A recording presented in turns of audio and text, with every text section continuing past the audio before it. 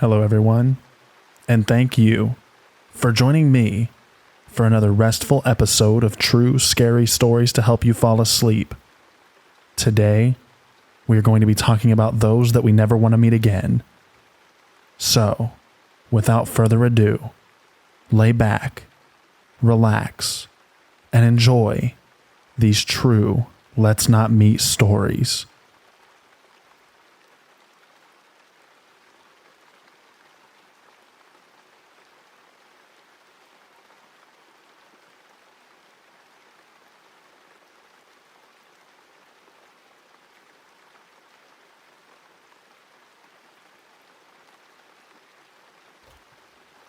It all started about a month ago when a man started banging on my door at 6 at night, yelling for Mike to come out, that he needs to see him and get cigarettes. I told him he had the wrong house and to leave. There has never been a Mike in the house. He even got more aggressive, calling me a liar and how he was going to come in and beat that skinny bee that you live with. I tried to call the non-emergency police line because I've never called 911 before and they didn't pick up. Looking back, it was stupid, but it was instinct. After some more yelling, he leaves.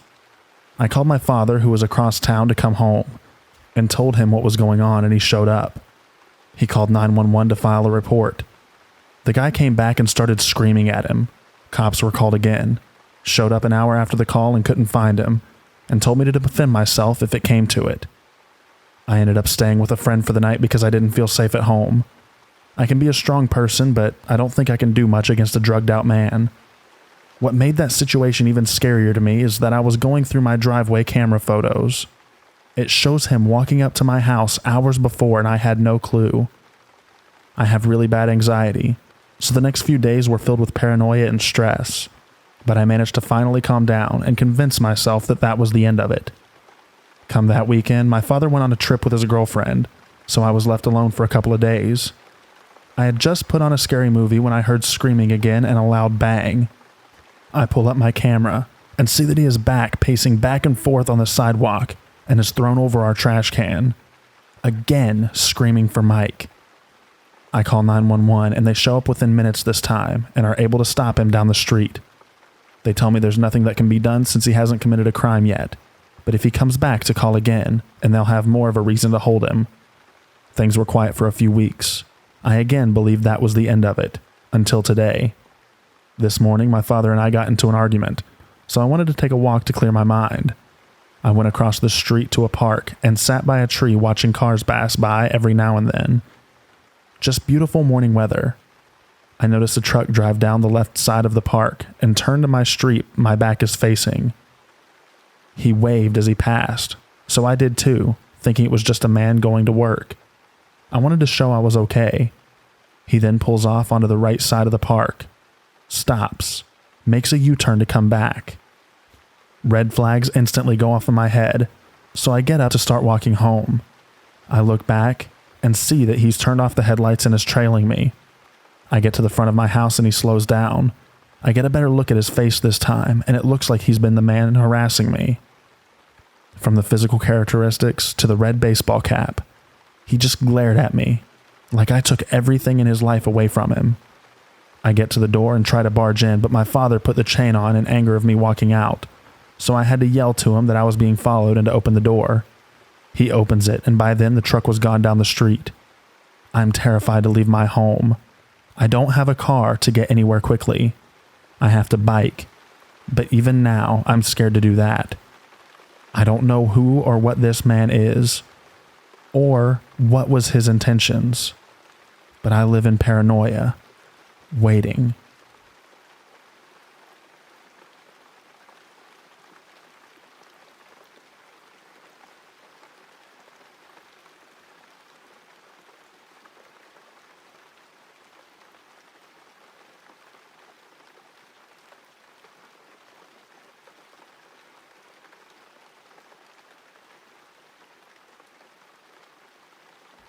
This was very recent, 6 days ago to be exact.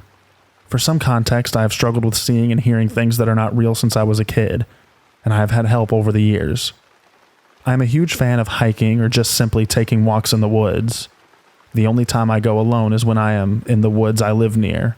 This day I was not. I was with my friend Lars in a walk about 3 hours from my house. We were planning on traveling around and staying at motels in the meantime. That day, we decided to take a walk in a popular area for people who like to walk in the woods like me. The catch was that this woods is freaking huge. Not really bad to us, though. We were thrilled. There wasn't much. It was pretty. We escaped the crowd, but every now and then we would see someone walking by.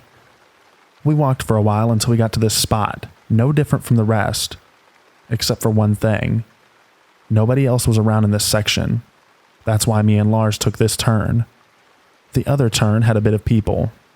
After a while of walking down this path, we spotted a man. A naked man. We gave each other the look and turned around. The man was slightly off path, bent over and looking at something. As me and Lars are walking back, talking about the strange man, I heard a voice behind me. I turned to see the man. He was talking to us about the bug he picked up. I got a good look at him. He was a bit tall, nothing crazy. Bald with a few brown hairs beginning to grow, but completely naked. I flashed the man a smile and sped up. We got out of that place as fast as we could. Once we got to the car, we kind of laughed. Yeah, it was creepy, but more weirdly funny. The car ride was nothing, so skip the motel. As we're checking in the motel, we see the man walk in. He was a bit hard to recognize considering the fact that he now had clothes, just torn up clothes. He was waiting behind us in line. Good thing we're almost done checking in because as soon as we did, we went right to our room and locked it with no thought. Now it was definitely creepy. Was he following us or was it a coincidence? We both decided we weren't going to stay in this hotel for more than a night. Heck, I don't want to stay one night if it weren't for Lars telling me it's okay. That night, Lars wanted to go outside for a cigarette. I don't smoke, but no way I was going to stay in this room alone. I followed him outside and we chatted for a bit. After a few minutes, I see the guy walk out the doors. Lars put out a cigarette and began to walk inside. But before we got in, the guy pulled out what was probably a knife or something sharp.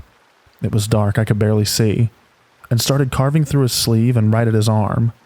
I saw liquid trickling to the ground, and I immediately knew that it was blood. I rushed into the lobby and Lars got the idea and followed. We alerted the staff, but by the time that they got someone to come out, he was gone. To this day, I still have so many questions. Did he follow us? Why was he naked? Why was he doing that to himself? I will probably never know the answers, but honestly, I am still spooked. I don't know what I will do if I see him again, but I hope I don't have to think about that.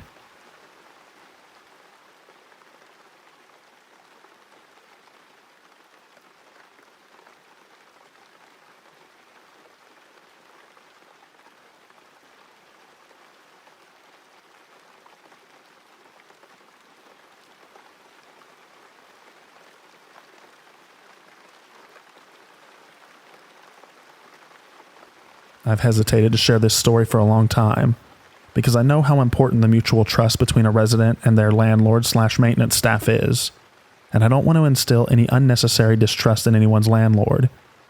I've shared stories before about dangerous and scary residents I encountered while working at apartment complexes, but this is a story about my time on the other side of things as a renter.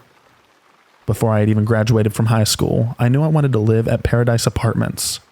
I was a bit naive at the time, drawn in by the many amenities that I would never use, but I primarily wanted to live there because the complex was pet-friendly and within my small budget.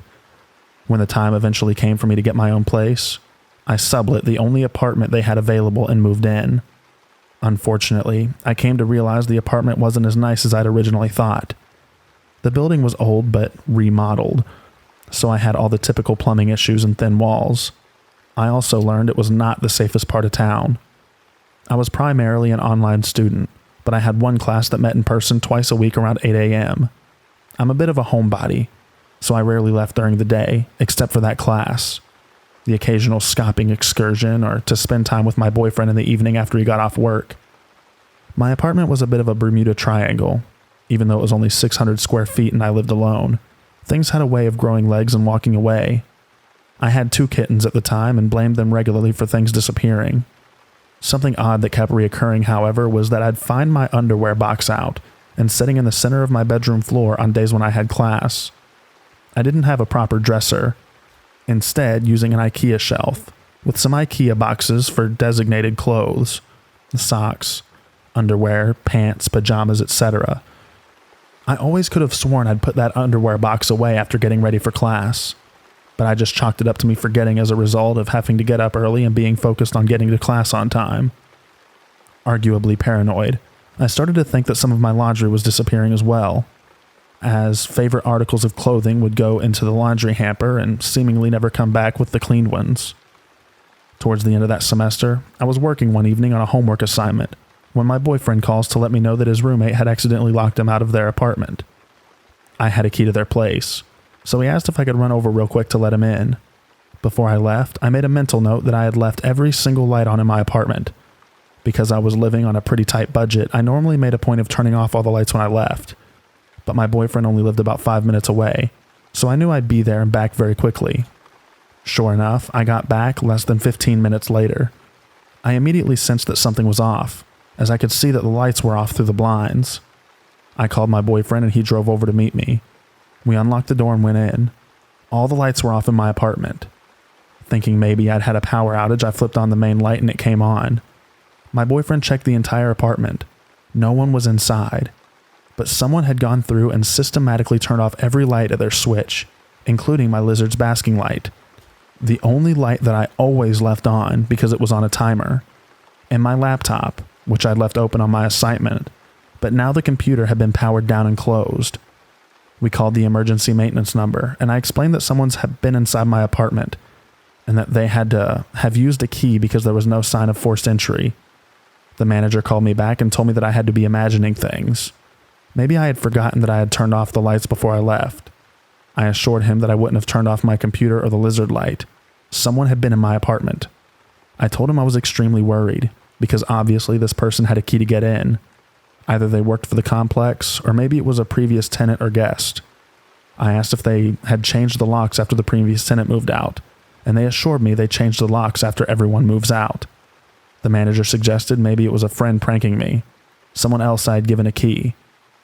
The only other people I had given keys were my boyfriend. His key to my apartment had been locked inside his apartment on the same key ring as his own apartment key. And my mom, she lived 3 hours away. In any case, neither of them would have pranked me this way. The manager finally agreed to send someone out immediately to change the lock, for my peace of mind. I brought up my concern that it was someone on the staff, since they would be the only other people with keys. The manager claimed the keys were locked in a special safe that required a personalized code to track who took what keys and when, in an office with a security camera. They changed my locks, but I had my doubts that it would do much good. As far as I was aware, there were only 2 maintenance men that worked at the complex. One nice older man that didn't seem all that skilled, and a younger guy with a scruffy beard that gave me a bad feeling. I suspected he had to be the one who would come in. When I first moved in, the manager told me I would be getting a new kitchen counter within the first 3 days. I waited to move in my kitchen stuff, but after a week they hadn't come, and then after a few months I had completely forgotten about it.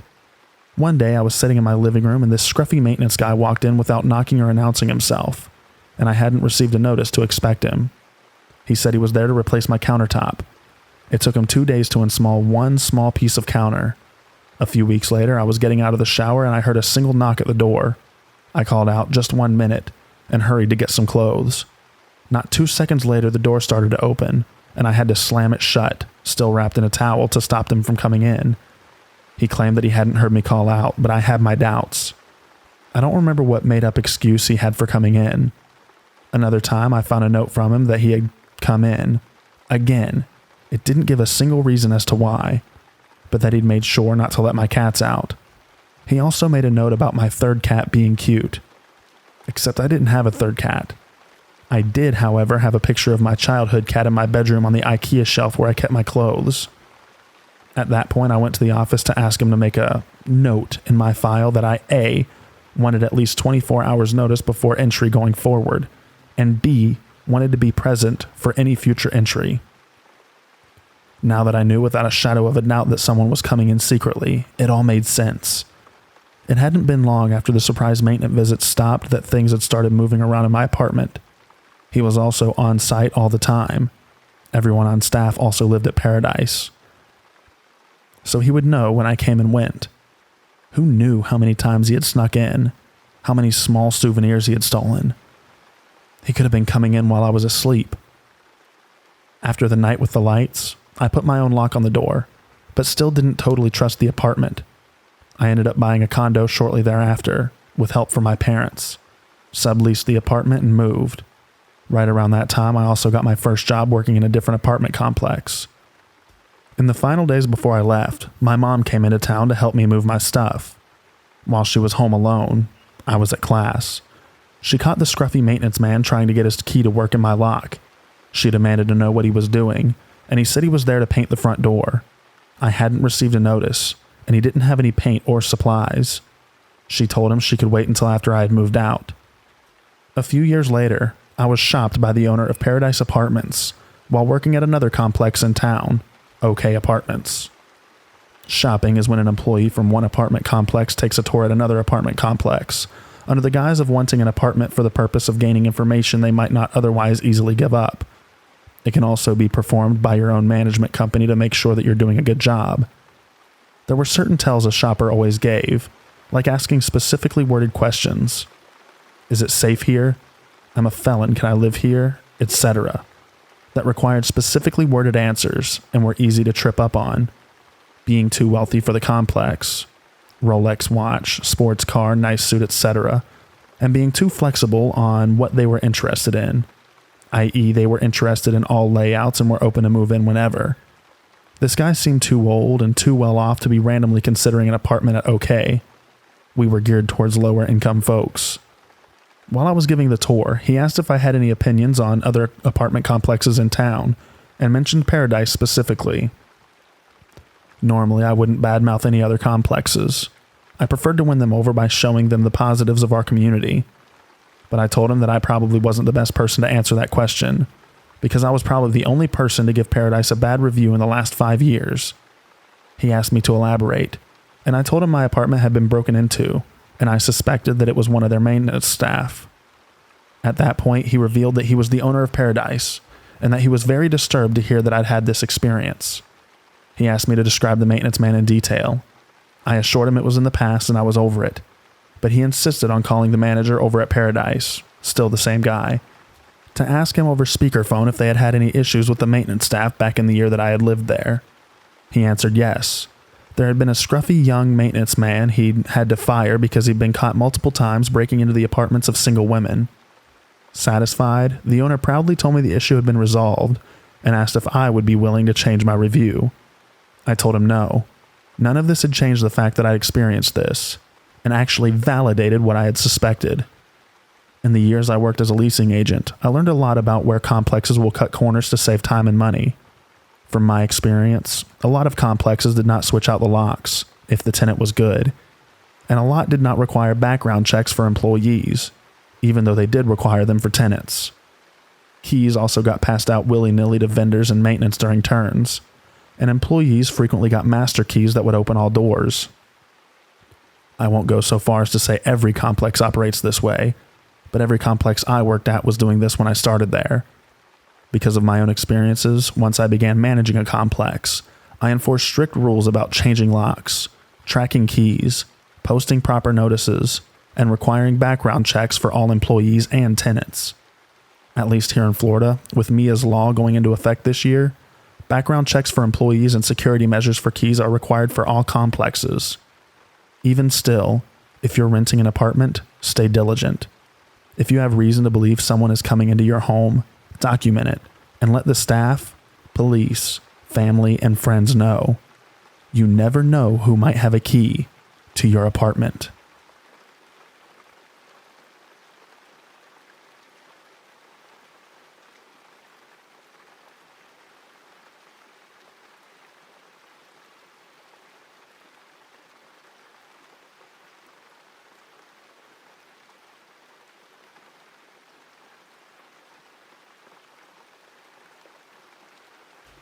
Hi everybody, so here's my story. For context, I live away from home for school while my sister lives at home with our parents. Also, both our rooms face the street and are right next to each other. Also, I have a full-length mirror in my room opposite the window, so if I looked in the mirror, I'd see what was in the window. So around Thanksgiving of 2021, I had just gotten home from school and was relishing my ability to stay up late, and so was my sister. After our parents went to sleep, I was just laying on my bed watching YouTube. I had my window blinds open, and for some reason, I felt the urge to look up. So I look in the mirror. Outside, someone pops up from below the window and bangs on my window super loud 3 times, then sprints away. I am shaking, on the verge of tears. I run to my sister's room and explain what just happened. She is shaken up, but we chalked it up to a dumb teenager. Just a few nights later at midnight, I see a text from my sister. Did you hear that? There was somebody in the window. I felt that same fear. I take my headphones off and begin to get up when I hear 5 super loud bangs come from my sister's room. I run over and she looks really shaken. She says, "He just ran to the side of the house, the wall that's right next to my bed, and he banged on my wall, right where my head is." We both were frozen in fear. We made theories on who it was, but neither of us was the type to have enemies. There were no teenagers on our street. None of this made any sense. Sometimes I feel the same chill in the air, and sometimes I think I hear banging. The fear of seeing a face in the window isn't as rare as many would hope.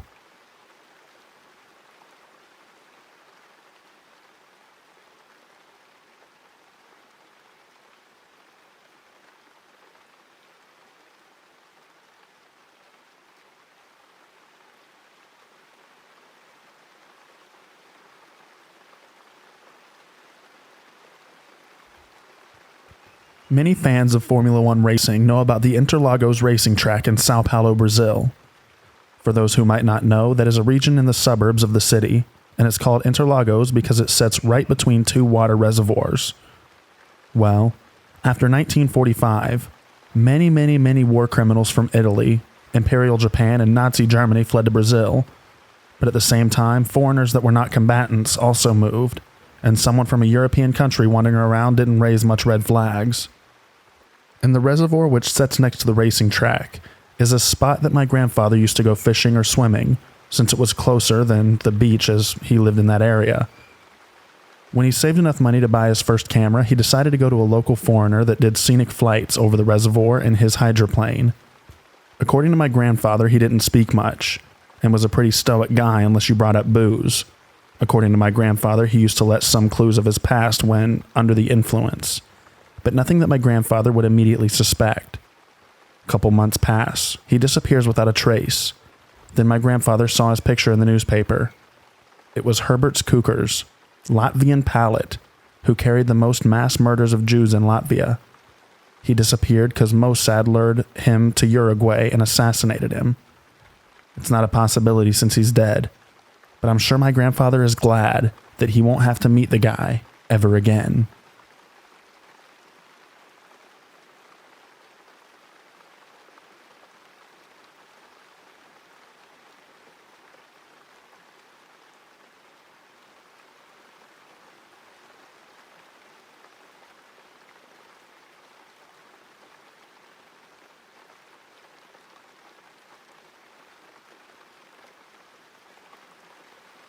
That night, I was hanging out with 3 friends, Sarah, Nick, and Mary.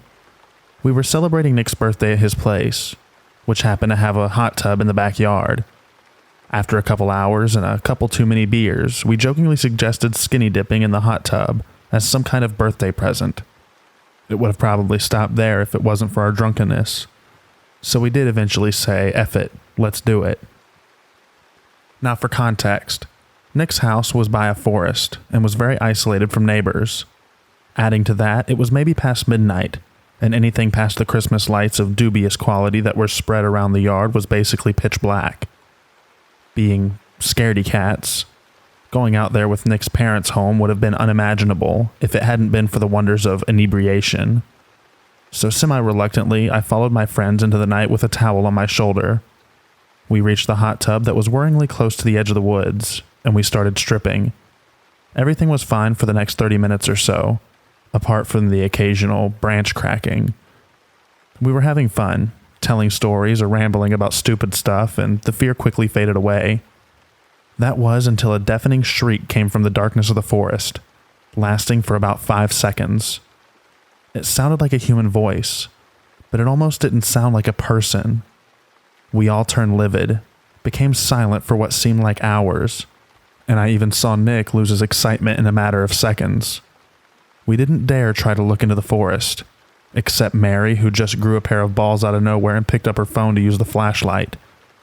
We couldn't help but follow the light as she pointed at the forest, who seemed unaffected by it, as if the darkness was swallowing it. Nothing. As we were about to stop looking, though, the void stared back at us. Mary shined her light far behind Sarah, and it reflected on a pair of eyes and a white form in the distance. That was the straw that broke the camel's back. We rushed out of the tub without even giving a single thought about gathering our clothes. Mary and I screamed. Apparently her balls had been blown into the smithereens, and we all ran towards the back entrance as fast as possible. Nick immediately got a knife while we locked every door and window. We wanted to call Nick's parents or the police or anyone, but our phones were over by the forest where we'd left them. Seeing no other choice, Nick put his shoes on and made a run for it. He'd eventually managed to get his phone, but he'd heard loud breathing coming from the forest, meaning whatever it was hadn't left. What followed were the crappiest 2 hours of my life. Nick got his parents to make their way home, handed us towels so we could finally cover ourselves, and we gathered in the basement, where there were no windows. We spent most of the time in silence, waiting for something to happen. Half an hour in, we heard another shriek, more distant. Only this time it was shortly followed by knocks on the door that couldn't possibly be Nick's parents. Sarah actually started crying, but thankfully it stopped after that. The parents arrived and allowed us to sleep in the basement for safety. They hadn't heard or seen anything, and were pretty sure that we were just imagining stuff. We hardly slept, and once the morning came, we went out to get our stuff. The phones, keys, and wallets were all there. The only things missing were Nick's shirt and Sarah and Mary's underwear. So, that left us with two possible scenarios. A weird pervert spied on us in an isolated area deep in the woods, or whatever other creepy stuff roams in there just decided to spook us.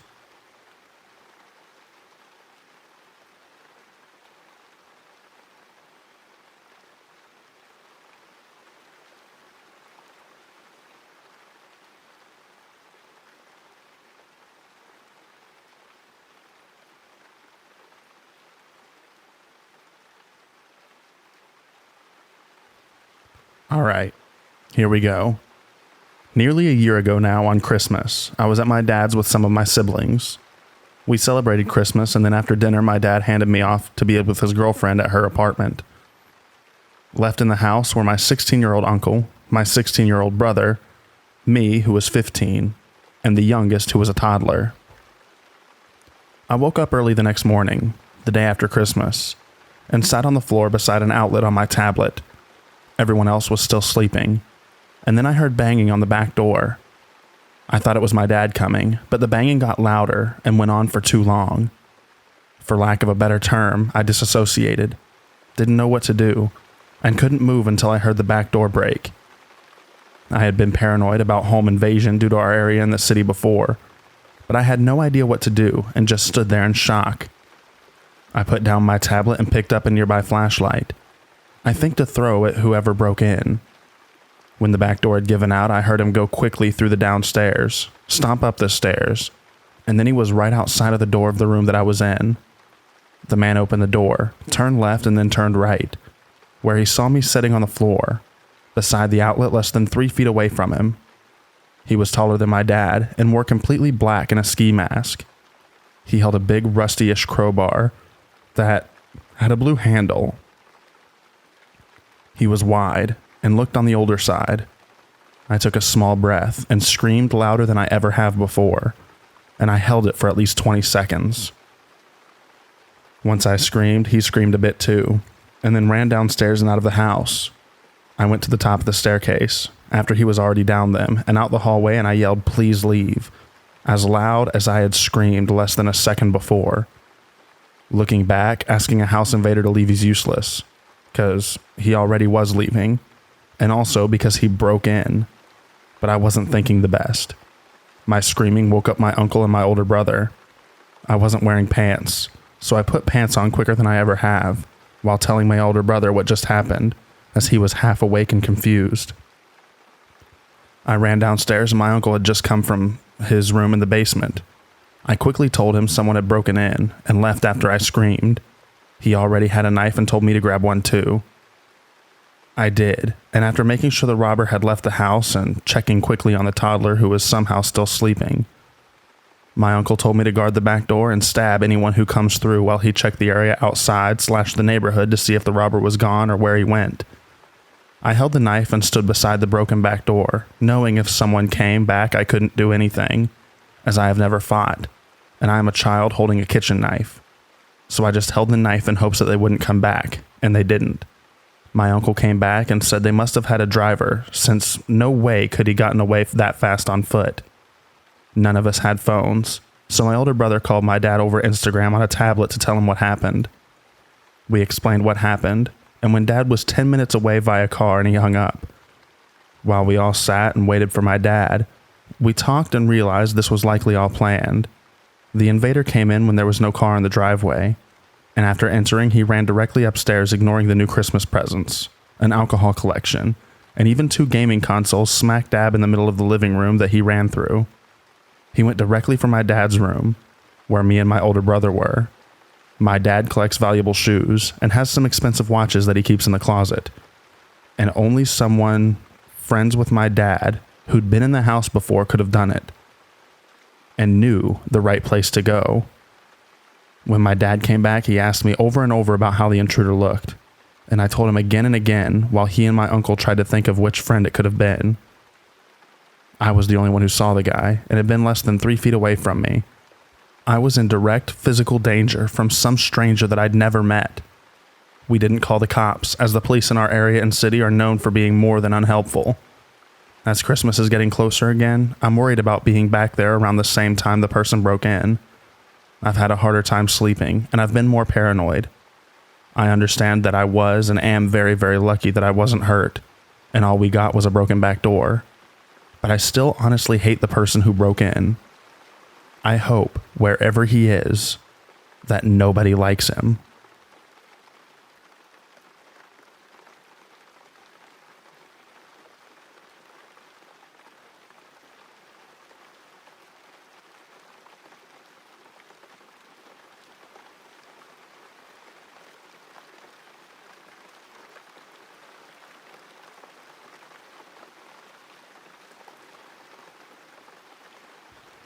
Several years ago, I was in the midst of an acrimonious divorce from my then husband, full of crazy allegations and typical angry filings centered around custody of our child.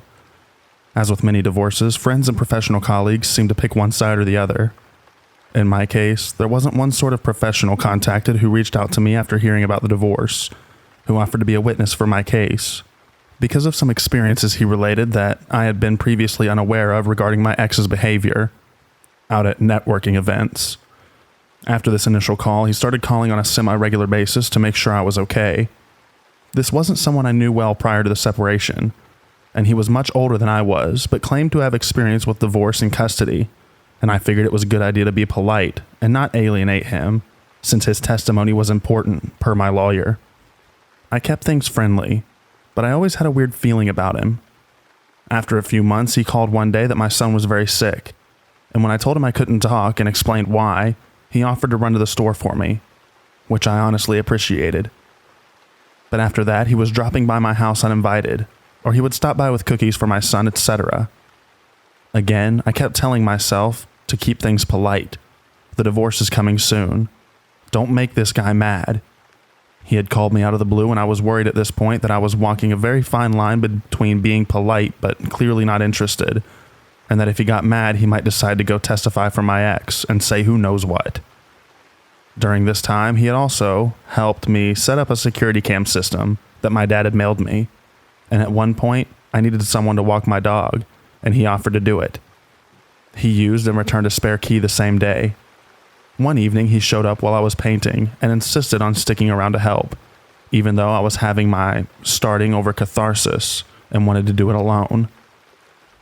Just after the painting day, he came around, uninvited and unannounced, with magazine photos of decor, and started carrying on this manic way about how we should finish decorating the house. I was so weirded out that I made an excuse to leave, started ignoring his calls, and took my son and dog to stay with my parents for several weeks to avoid a drop-in. I came home just for custody exchanges.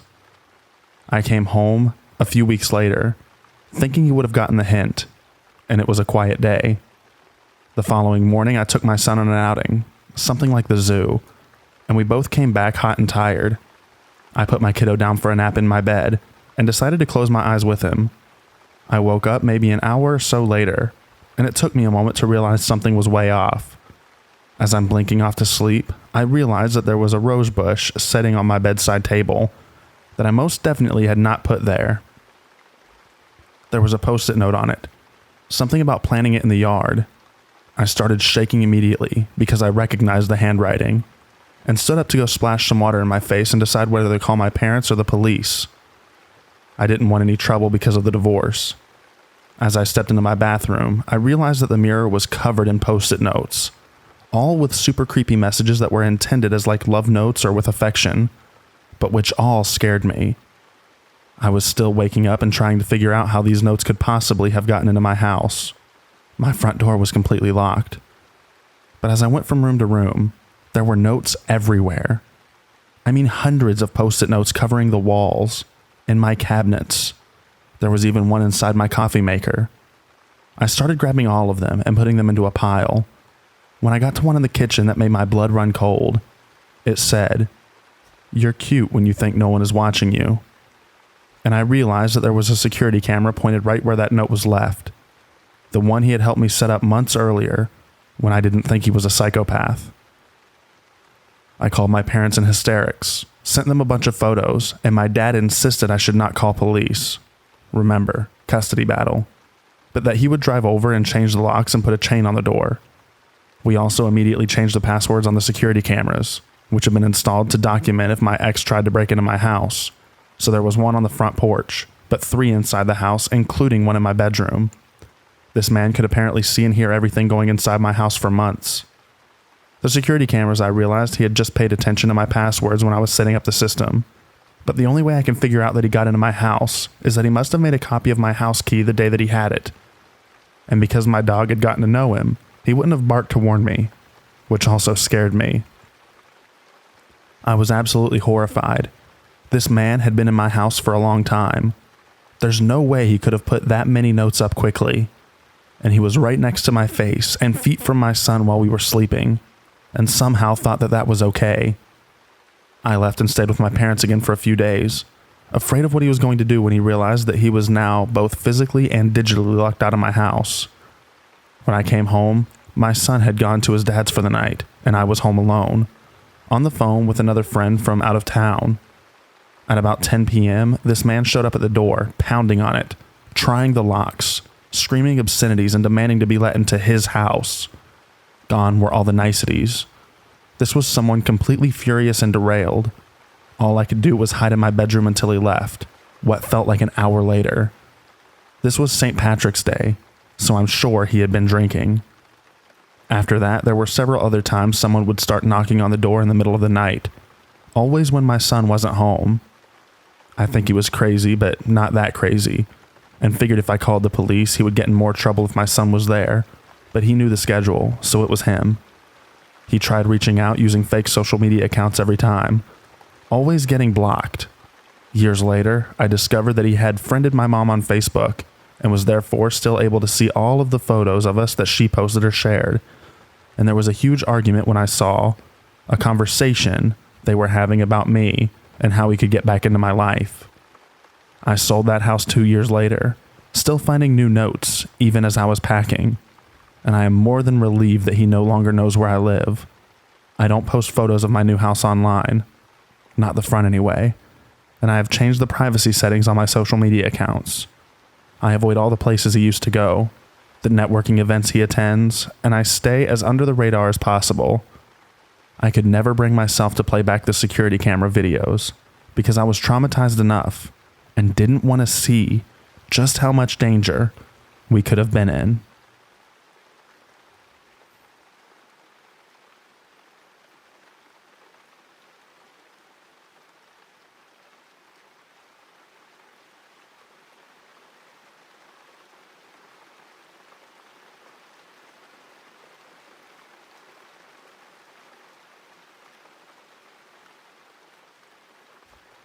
I was coming home from taking a train for a work trip, and it was 11. I would usually travel the next day, but had to be home early for a family thing. The train station where I lived at the time was outside and had no security whatsoever, so granted, I was already a little bit on edge. After waiting 20 minutes for an Uber, all alone, I was relieved to see my Uber driver. He had an accent and was from a Middle Eastern country, and the first thing that he asked was if I was too. But I often get mistaken for being different nationalities, so it felt normal. I politely said no at first. Everything was normal. We made small talk since the drive was so long. But then he started making odd comments, saying I was beautiful, asking if I had an American boyfriend, and if my parents wanted me to get married. I dodged his questions, but then as we were 5 minutes away from my apartment, he asked if I was doing anything that night. It was a Friday. I said no, and I didn't plan on it.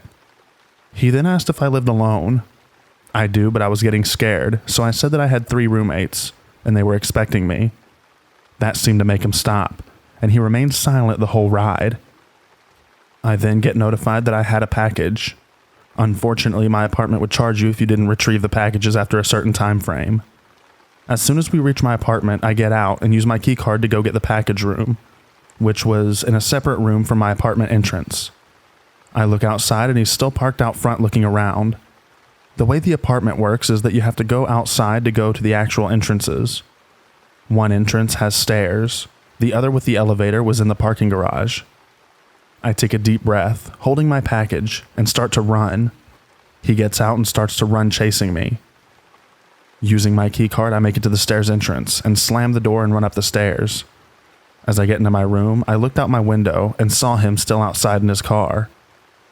Being on the 3rd floor, my lights were on and he looked right at my window. He stayed parked the whole night and then eventually drove away.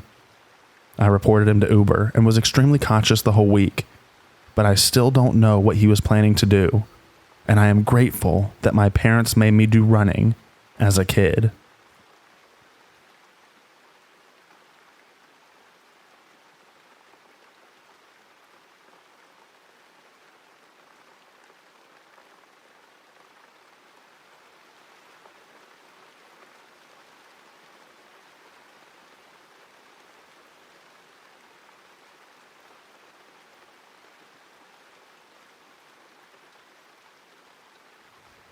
Like every good story, there is a beginning and an ending.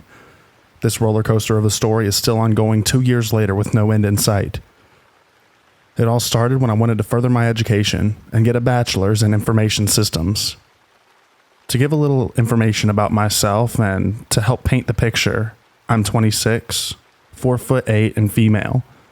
I get called jailbait often because I look way younger than I actually am. During the beginning of my studies, my current boyfriend and I had broken up, so I told myself it would be best to stay single until I finished school. I took to the internet after my breakup, as most do, just looking for company. I had found this one group on Facebook where I felt like I belonged. I got along well with everyone, and loved to flirt in this group. That's where I met him. Let's call him Kemper. Like many others before him, I had latched my claws into him and began flirting. I even had a little crush on him. Things began innocently. I flirted and he flirted back in the group. He seemed very mysterious though. I guess that's what drew me to him. He didn't have a profile picture, not of him at least. He never told me his age or what he looked like. After a few weeks of flirting, a woman in the group we were both in had mentioned that it was his birthday. I knew I wanted to do something for him, but I was pretty limited on what I could do. Now, before I get hell for this, just know, I have never sent an unsolicited topless picture to another man. Not until that day at least. On the picture, I wrote happy birthday, insert his name, and pressed the send button on Messenger. Just that split-second decision has changed my life the past 2 years. It's so easy looking back and thinking what you could have done differently, but there is no going back now. Within a week of talking nonstop to Kemper, he was already telling me that he loved me. He was working as a truck driver, but at the time he had broken his knee at work, so he was out of commission for a few months, which allowed him to talk to me as much as possible. During this time, I was working as a delivery driver with DoorDash. It was easier for me to make my own schedule since I wasn't done with school just yet. The first few months were great. He would talk constantly over the phone and through Messenger. Also, let me point out quickly that this was a long-distance relationship between Kemper and myself. So I remember the first fight we ever had. Hell, even before then I could see the red flags slapping me in the face at every turn. However, our first fight was because I was texting him while driving. He flipped his lid and totally went crazy on me. It was very unexpected, and it made me cry. I can't tell you how many times I tried to apologize and tell him that it wouldn't happen again. After the incident, I was blown away how easily something so little, or at least I thought it was little, would make him do a complete 180. Months go by and the fights continue, more frequently. One point he had mentioned how cool it would be to have an app where we could see each other's location. In my naive and in love state, I did some quick searching and found an app called Life 360. We both downloaded the app, and now he could see everywhere I went. At first, it was a neat idea to say the least, to follow him around everywhere he went to feel closer and more connected to him. That's what I used it for. He, however, wanted to use it for different reasons. I learned over time how controlling, manipulative, and how downright psychotic he was. He would argue about things, and even when I get mad, he would somehow turn things around on me and make me feel like I'm the bad guy.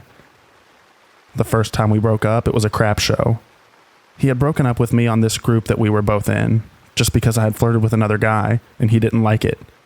He was telling the other guys in the group how much of a whore I was, and how they could have me. He even threatened to give out my address to the guys in the group so they could come to my house and, well, I'm sure you get the idea. My friend, let's call him Aussie for the sake of this story. He was a member of the group, and he could tell how upset I was in the group comments. And he messaged me personally for the first time. Now let me tell you, I don't know what it is, but it seems like I attract monsters.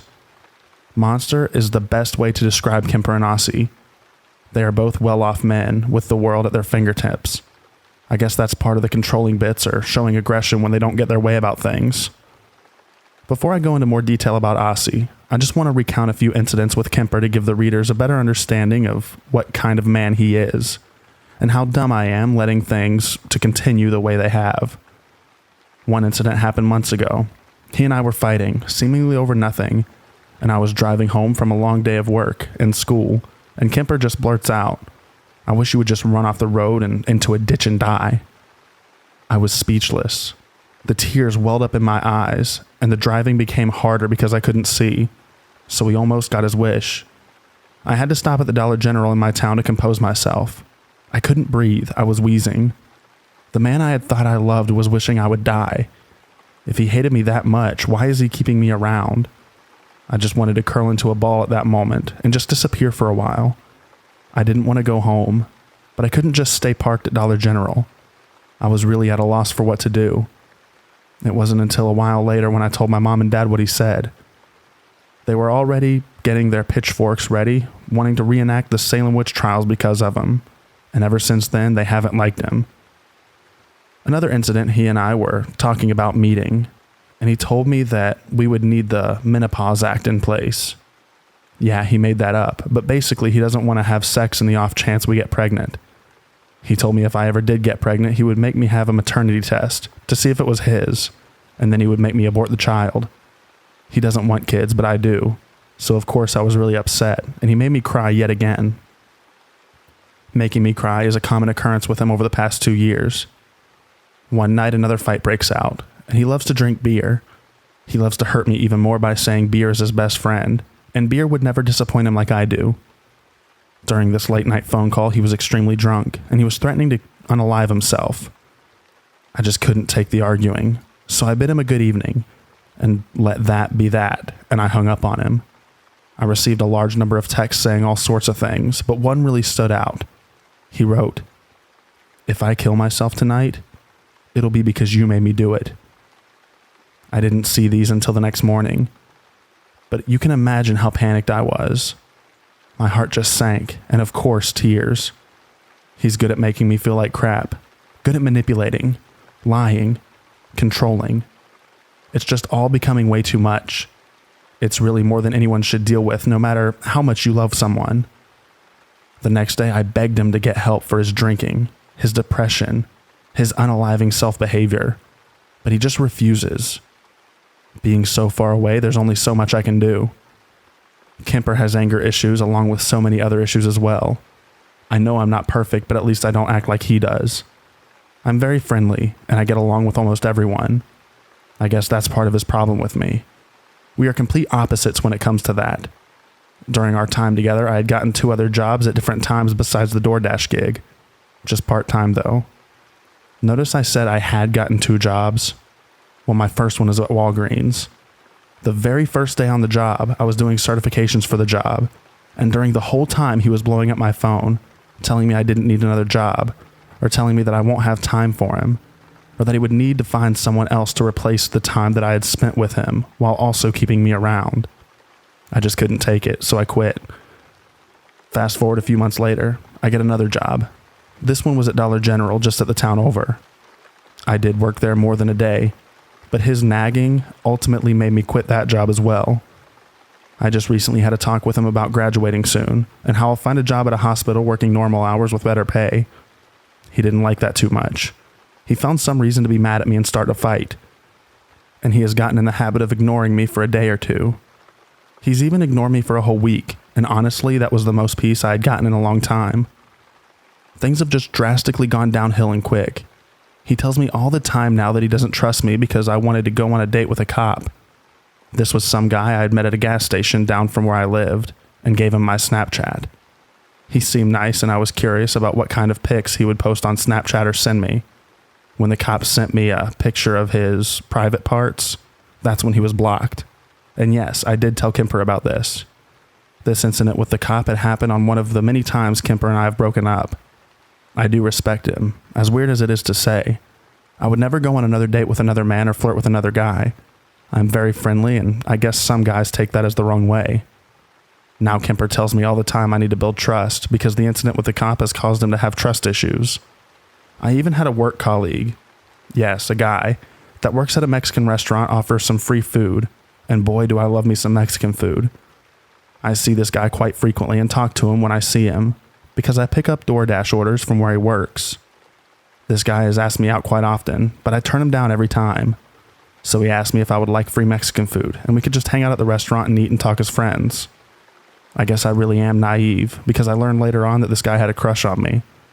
How did I find out that he had a crush on me, you ask? Well, I was talking to him one day, maybe about a week after he offered me free food and just to hang, and we began to get extremely close to me and kiss me on the lips, at the restaurant, where customers were sitting around eating. I jerked my head back and told him how inappropriate that was, and reminded him that I did in fact have a boyfriend, which he knew from the very beginning. I just don't understand men. I know how bad it seems, and you're probably thinking that Kemper has every right to have trust issues, but I respect him in every way possible, and every time a certain situation like this happens, I handle it the best way I know how. I didn't want to make a scene when the waiter at the Mexican restaurant kissed me. I guess I'm too nice for my own good. Now, in each fight that Kemper and I have, he always tells me how much of a whore I am, or asks if I do OnlyFans. He even told me the reason why I deleted Life360, the tracking app, is because I'm going off at night with other men and doing things with them. His words, not mine. But no, the reason why I deleted the Life360 app is because I needed to gain some of the control back and some of my privacy back. As of right now, Kemper and I will have the chance to meet this coming January of 2023, although I'm really not sure about it. 2 years of ups and downs, and him having my heart and ripping it out when it's convenient for him has me thinking that it might not be the best idea. Also, it may be the fact that he has told me of his violent past with an ex-girlfriend of his. This happened many years ago, but it scares me knowing that he can be this violent. What happened was, his girlfriend at the time was putting on makeup. He hates makeup. And they got into an altercation with him blacking out and him pinning her down on the bed and choking her. He didn't even realize what he was doing until he came to. He told me lately that if he ever caught me in his bed with another man, he would punch me in the face. Not the guy, simply because the man didn't know better, and I did. I've spent a lot of time and effort into this relationship, and wanting to work out in the end. But honestly, I'm not sure if meeting him would be the best thing to do, now or ever. So now let's talk about Aussie. He's a tad bit older than me. He's 49 years old, while Kemper is 48 years old. You would think they would be mature for their age. Well, Aussie is very mature. Kemper, not so much. Aussie and I began talking the first time Kemper and I had broken up. He was being a concerned friend and messaged me asking me what was going on. I spilled everything to him. He was like a best friend I didn't know I had. He was so easy to talk to, and he even began opening up to me about his troubled upbringing. We would talk about everything, and things began to escalate into a more sexual topic. He would tell me about his dark fantasies, which at one point I would have shared with him, but not so much anymore. I'm more vanilla nowadays when it comes to stuff like that. After a month or so of talking, he too would begin to tell me he loved me, but only as a friend. I knew better than that, and it made me uncomfortable knowing that someone I've only had a handful of conversations with, which mostly consisted of sex talk, would tell me they love me. Majority of the time we would just exchange gifts, with a few voice clips shared between us. Over time, I felt bad for talking to this man, but he was a comfort when Kemper and I had broken up, but our conversations went from semi-normal just to weird. Let me mention real quick, just like Kemper, he too didn't have a profile pic, but he would post pictures of himself on the group, so I knew what he looked like, and he was very handsome. After a while of talking to him, he would send me some other pictures, which seemed to be newer pictures, which looked nothing like the pictures that he had posted in the group. I didn't make a fuss of it, just assumed the pictures in the group were older pictures. One day he had told me he was getting a haircut.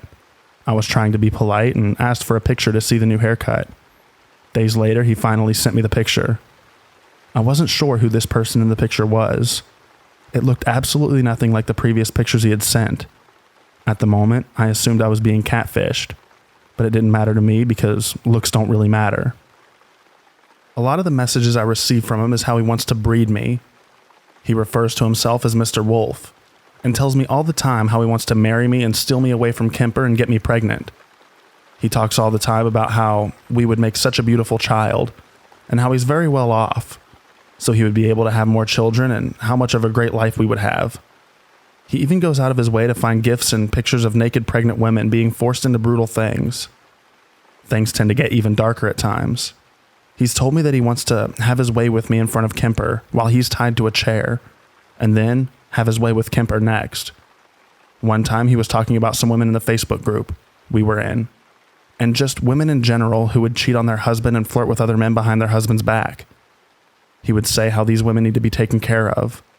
Not the exact word he used, but I hope you get where I'm going with that. He tells me all the time how he knows high-end people, how he's good friends with the governor, and that he can find any kind of information about someone if he needs to. It's truly scary to say the least if this is all true, and my gut feeling is telling me that it is. Just one of the many reasons I began distancing myself from him. He's in the process of having a lawsuit settled, in which he would gain a large amount of money from it, which he really doesn't need. One day he began sending me pictures of his piece of property, with a large multi-million-dollar home on with a cellar. He would tell me how he could convert the cellar into a dungeon and keep me there as his play toy. The more I write about things, the more I'm getting a better idea of how dangerous things can possibly be if I ever meet either Kemper or Aussie. Aussie tells me all the time about his lawsuit, and when it should be finished, and tells me he would love to take my mom and myself to dinner. I talk about my mom quite often to him because she plays a big part in my life, and I love her more than anything. So I live in the South by the Gulf, and Aussie has friends over in this area. He wants to meet a few of his Facebook friends that live in the area, and had asked me to join him for a few weeks of traveling to meet some of his friends with him. That would be after the lawsuit is settled. That's a big nope from me. I barely even know him, much less his Facebook friends. So this is my story so far. Not sure how things will turn out, but as of right now, let's not meet. Kemper and Aussie both scare me in ways that I can't explain. I do love Kemper with all my heart, but he has a lot of issues that he needs to work on before I can ever consider meeting him, so it may never happen. I'm really hoping that once I get a job working at a hospital, that I'll be able to find someone normal to date and spend the rest of my life with. Kemper tells me sometimes that I need to move on because he'll never change, and I'm beginning to believe it. At the moment, I feel like things with Kemper will never go any further than how they are. It's hard, though, to get away from them, especially Kemper. He knows my address, phone number, email addresses. He can even make multiple Facebook accounts to send me messages. Even one time I had blocked Kemper on everything.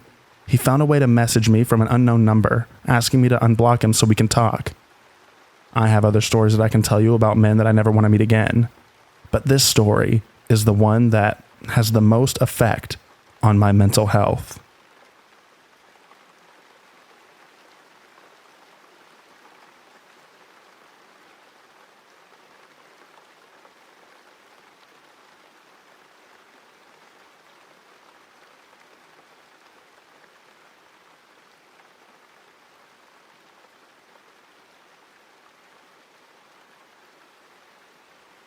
My friends went to Mexico for a vacation and asked me to house sit and take care of their dogs while they were gone. They pay me $40 a day just to sit around and let the dogs go out when they need to go. I'm disabled, so that helps a lot. This is a semi-rural area, and houses are roughly a quarter mile apart. Police have to come from town 15 miles away, and response times can be well over an hour, so I always take my pistol with me. It's always been quiet when I've stayed there. This time was different. I was in the shower when the dogs started barking and growling. They are big, German shepherds, and one is actually police trained. The owners loan him out to a county as a drug dog, and if you can tell them to be quiet, they obey. This time they didn't, so I went on high alert. I shut off the water and looked out the window. I didn't see anything, but when I walked out of the bathroom, I saw a shadow go across the bedroom window. They have lights around the house that stay on all night. I whispered to the dogs to hush, and they did. That's when I heard a man's voice. I couldn't make out everything he was saying, but I distinctly heard 2 words. Come around. So I'm sure that there was more than one person. I ran into the living room with my pistol and saw the door handle turn. I yelled, I have a gun and I will effing use it. I heard feet run away. I was telling Siri to dial 911 and got to the county sheriff fast. He said there were 2 cars on another call not far away, but it would be about 20 minutes for them to get there. That's better than the usual hour, but I was pretty shaken. I explained that I was on a farm and would have to go down to the road and unlock a cattle gate to let them in, and to please tell the officers that I would be carrying a pistol, and please don't shoot me by mistake, because I was not going outside the house without it. The dispatcher said, oh no, do not go out there without your gun. I will tell them. The one good thing about living in a red state. She asked if I could see the road, and I can. So she said to wait in the house until I saw blue lights. I hung up and called my friends in Mexico. Their camera footage can be downloaded via app, and they said they would go through it while I waited for the cops. I locked the house and went down to the gate when the police arrived. They searched the whole place, including the barn, but didn't find anyone. While they were looking, my friends texted me the camera footage. There was a man on the porch. Unfortunately, the cameras were not angled to get a shot of his face, and it of course was dark. I still think there was more than one creep because of what he said. Come around. The police were very nice, and they said that they had passed a man on a bike on the way, which is very strange for this area, especially at night, and went to look for him. But that's all they could do. They took a full report but never caught the creep. My husband came and stayed with me the rest of their trip. One of their neighbors said that he found a tent and some gear in the woods a few weeks before, so somebody was living back there. Maybe a homeless person from town. I've house set again since then, and it was quiet. They're going away again for Christmas, and I will be out there again. A lot of people ask me if I would have shot the creep if he had broken in. Yeah, absolutely. I would be sorry that I had hurt somebody. But if it's them or me, yeah.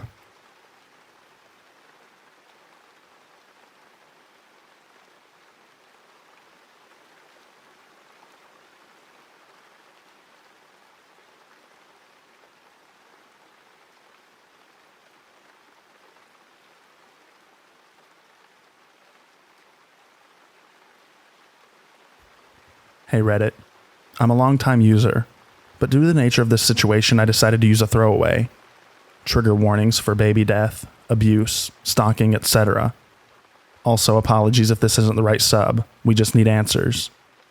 My girlfriend's mother is a long-time heroin user, and has been in and out of jail for my girlfriend's whole life. When she lived with her mother and her mother's husband, she witnessed physical abuse and drug activity. She was forced to move out at a very young age in order to stay alive. She thought her mother was finally clean when her mother announced her pregnancy. After getting over the initial shock, my girlfriend decided to be supportive of her mother, since she thought she was clean.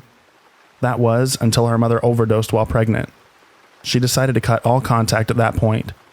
My girlfriend is also a mandated reporter, and last year reported her mother and her mother's husband to the state, since she knew it wasn't a safe situation for the baby. The baby died in their house not even a month after birth, due to an overdose with signs of physical abuse. My girlfriend's mother was arrested for the murder of her baby, and other charges. Her husband was arrested for child endangerment and other charges very recently. At first, the judge did not grant either of them bail. Eventually, her husband was granted bail, in which he posted. We did not know this until recently, which helped us put some of the pieces together. My girlfriend and I like to sit outside her house in the car and just chat or listen to music. Recently, there have been black cars around my girlfriend's house. She also is frequently followed by black cars when she drives me home. It's the same couple of black cars that do this. They're not just random ones. At first, we thought we were just paranoid, since everyone was still in jail. But when we found out that the husband was out of jail, we began to doubt our insanity. The first major thing happened after my girlfriend and I went on a dinner date. We got home after dark and sat in the car for about 45 minutes before we noticed the same black car passing us every few minutes. After 10 minutes of that, a different car drove towards us, flicking its high beams on when it got close enough for us to see who was inside. It swerved into the oncoming lane, and I genuinely thought that it was going to hit the passenger side of the car. It sped away and we ran inside. After that, we started noticing the black cars more and more. This past Wednesday morning, around 3 a.m.-ish, the same distinct black van that we had been seeing pulled up outside of my house. This was weird because my girlfriend and I live about 30 minutes from each other in two separate cities. A man got out of the van and shined a flashlight through my yard, scanning it almost.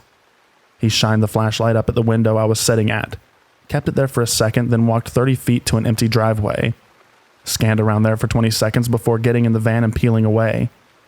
The windows were ice-covered and frozen, so I couldn't make out the specifics of the van, but it was strange. A few nights later, my girlfriend and I spent some time hanging out in the car when we spotted a black van hiding behind another parked car further up the street.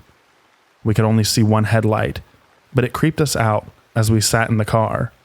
My girlfriend lives between two dead-end streets. Think of a very blocky U. She lives between the two prongs. The van went up the first dead end 4 ways on, and sat for a few minutes before turning around and driving almost into the other lane of traffic to get us close to us. It then went up the other dead end and stayed put. We thought it was weird that the van didn't just back out of the first dead end, instead of opting to drive all the way up the narrow street and turn around. After a few minutes, we call a friend and recount the story just to get an extra opinion. While my girlfriend was talking to our friend, I got out of the car to go for a cigarette and see how far away the van was. I walked up the dead end that the van was on for about 15 feet before getting the worst gut feeling I've ever gotten. Across the street from me was a black mass, which was darker than the darkness around it. I decided to just turn around and rush my girlfriend into the house. Later that night, we heard a bang coming from downstairs, followed by what sounded like a boot on wooden stairs. We locked the bedroom door and I sat against the door with a baseball bat, hopeful to barricade it. A few minutes later, we heard a car door slam before the sound of tires squealing, and a car driving away. Our initial idea was maybe it came from the TV, but we had paused it and the TV in the next room is never loud enough to feel real. When I went downstairs an hour later to get water, there was nothing damaged or missing. We theorized that maybe it was the sound of the front door trying to be opened, even though it was deadbolted. My girlfriend's exterior wall doesn't face the road, and we've never heard a car sounds before.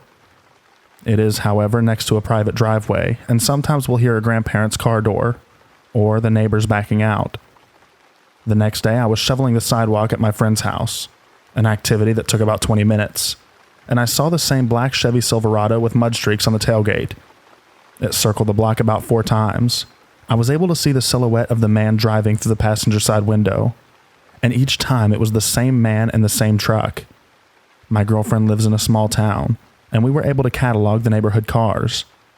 The black van and truck are abnormal. Our theory is that someone is trying to scare my girlfriend into not testifying, or flat out make sure neither of us ever have the ability to testify. We really just need more opinions. Are we just paranoid, or is something we should actually be worried about? Do you think these are just weird coincidences?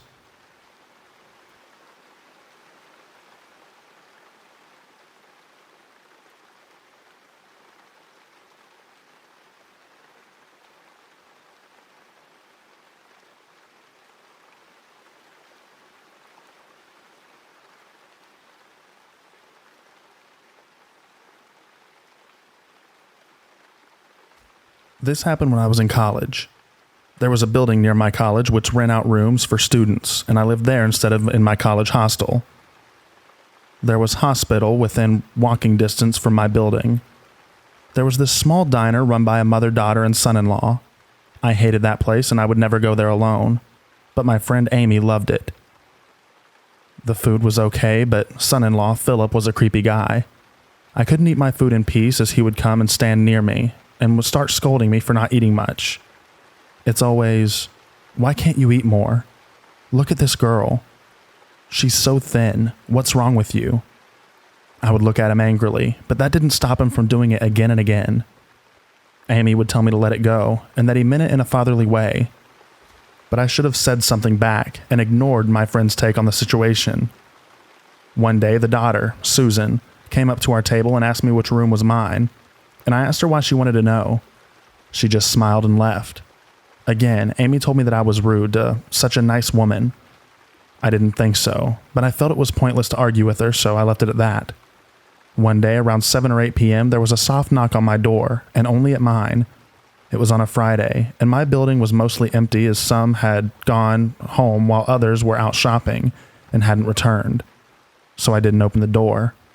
The knocking continued for maybe 5 more minutes, but I just ignored it.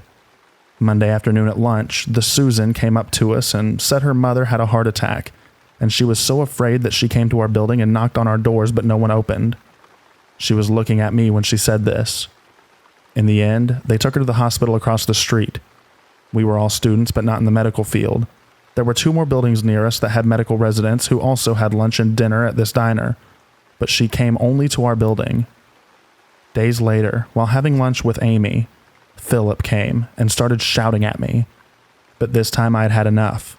The knocking had unnerved me, and I yelled back at him. I told him that I'll eat whatever I want with my money. Who was he to say otherwise? He looked shocked, as was my friend, but that was the last time he bothered me. Amy, as always, called me a rude, spoiled brat for bringing up money and yelling, but I couldn't care less what they thought. I knew they were targeting me. They knocked only at my door. Had I opened my door, it would have ended badly for me. My reluctance to make a scene led to this incident. I did go back for lunch, but he didn't come up to my table. Susan came, took our orders, and left. I realize now that his yelling and scolding were his way of assessing me or grooming me. Should have talked back at the beginning, but placed my friend's opinion before my gut instinct.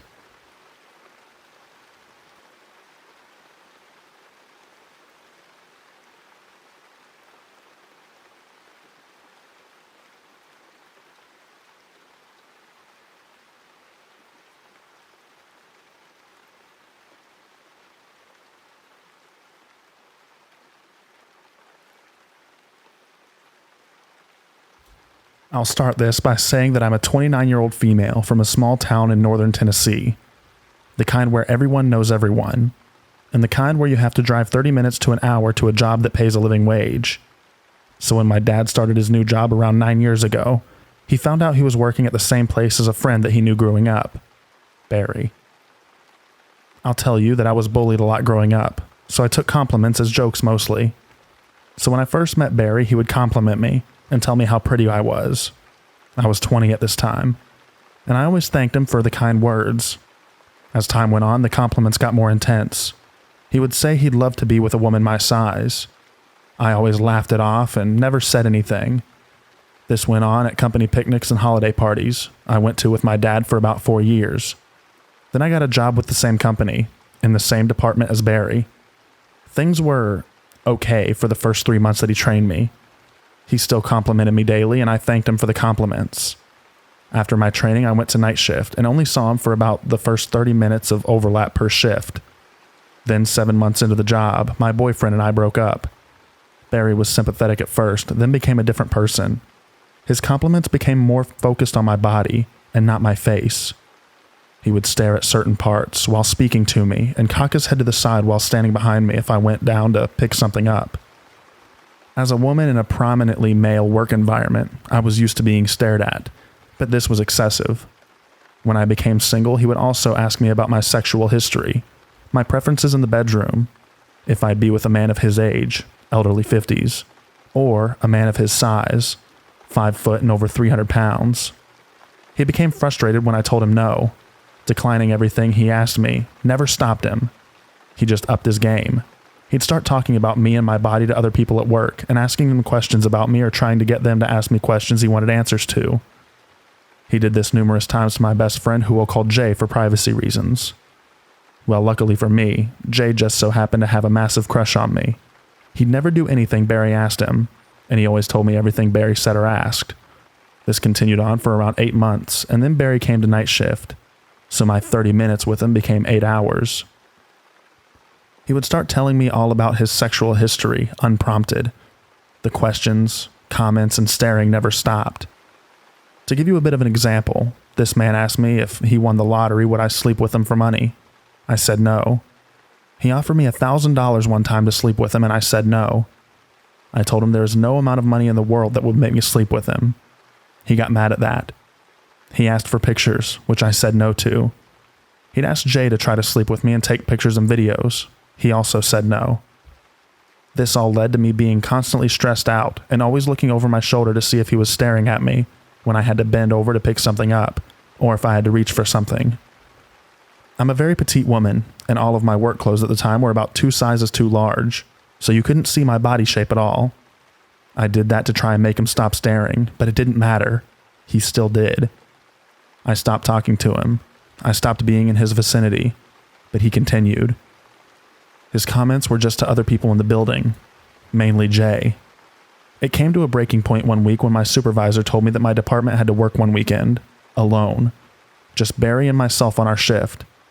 I begged him to not make me come in. I told him I would call out and take a point or whatever I had to. I told him how scared I was to be alone with that man. I told him no man should be alone in a building this size with a woman, period. He listened and canceled the overtime.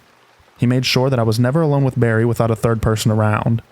I finally broke down and told HR about it all. That turned out to be a waste of time. It continued for 6 more months, but thankfully I was on medical leave for surgery for 2 of those months.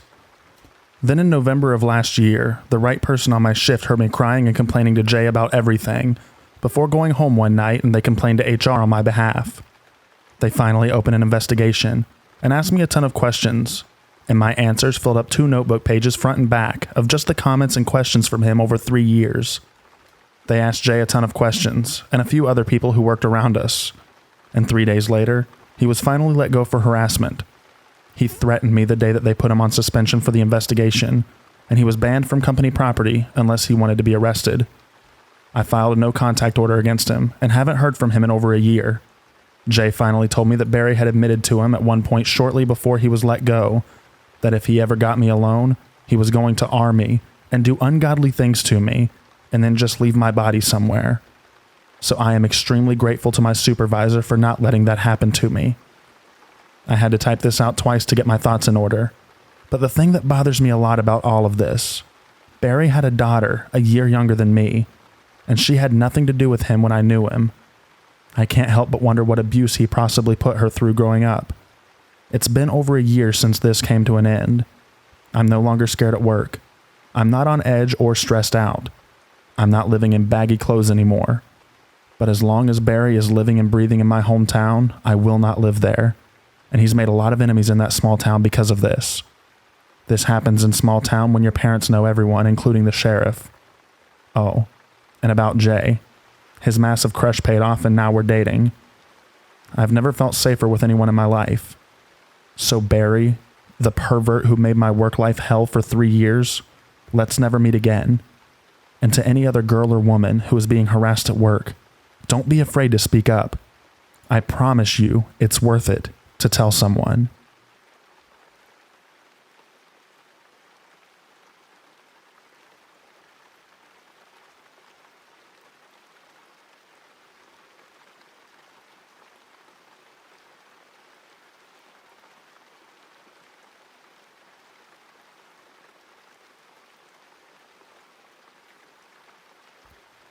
This happened roughly 2 hours ago. I'm 17, and I live in a group home with 8 other boys that are 13 to 18 years old, and some educators, and we have a dog named Sunny. We live next to a school that allows us to take Sunny on a walk on their property, and every day one of the boys has to take him out on a walk after dinner. Today was my turn. And as usual, I took him out without a leash, because there's usually no one around and inside the school at this time of day. As I was walking around the school to the parking lot with Sunny not far ahead, I started hearing a woman whistle and clap their hand on their lap. When I noticed that she was in fact looking for Sunny's attention, I got a bit suspicious and called his name to keep him close.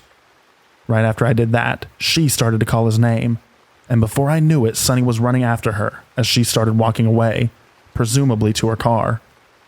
Luckily, I quickly caught on to what was going on, and I went directly to talk to her. She wasn't showing any aggression at all, but she started saying some random BS like, "Oh, I thought it was a coyote or something. I just wanted to make sure that it was Tommy." That's actually how he called him. And that she worked at the school as an attendant. I pretended to believe whatever she was saying and quickly left home at a steady pace.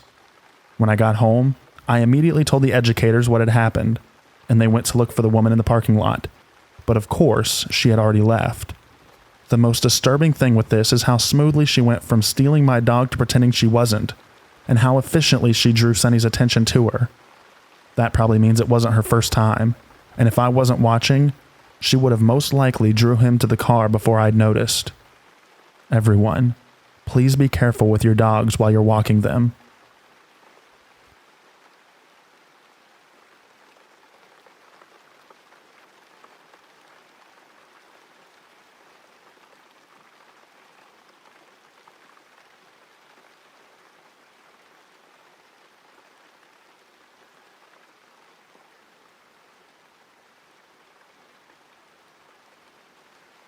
To start, I am a female in my early 20s, and I work as a cashier at a grocery store. I talk to hundreds of people a week. I should have known that something was off when he first came through my line about 6 months ago. But my job is to be friendly to people, so I treated him like every other customer. He was obviously down on his luck, and when I asked the usual question of, "How's it going today?" he proceeded to tell me a whole sob story. His wife, possibly ex, had apparently kicked him out of the house. In his words, apparently because she was having a psychotic breakdown. Should have been my first red flag. He was homeless, lonely, and hungry. I felt bad for him and attempted to sympathize. He was trying to buy a hot roasted chicken, but our government programs in this state don't cover hot food for some reason. So I did some cashier magic and changed it so his food stamps would cover the chicken, and he'd have a hot meal that night. This was my first mistake. Although he was extremely grateful, this was also, apparently, a defining moment for him. Every Monday, he proceeded to come through my line and buy a hot chicken. I genuinely thought I was just doing something nice for someone going through a hard time. He always ended up trapping me at my register with conversation. At first, it was to complain about his ex's psychotic behavior. He called her a narcissist and crazy.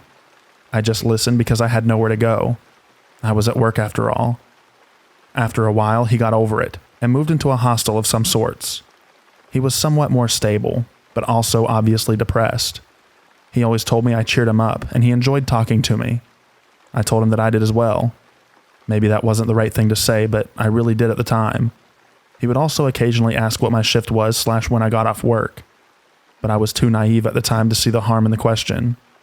Eventually, he was very excited to tell me that he got a hold of a used keyboard and was excited to start playing and writing music again. I told him that was awesome, and that I also played the piano. Something must have clicked in his brain, because now he had something to relate to me about. Every conversation we had from there on, he was encouraging me to play piano again, and telling me that I'd be a great music teacher, even though he'd never heard or seen me play. I nodded and smiled and did my job. I really thought the conversation topic was innocent enough. Then, one day he asked for my email. This is where I start to feel really messed up. Even though it was a burner email and never planned on responding, I gave it to him.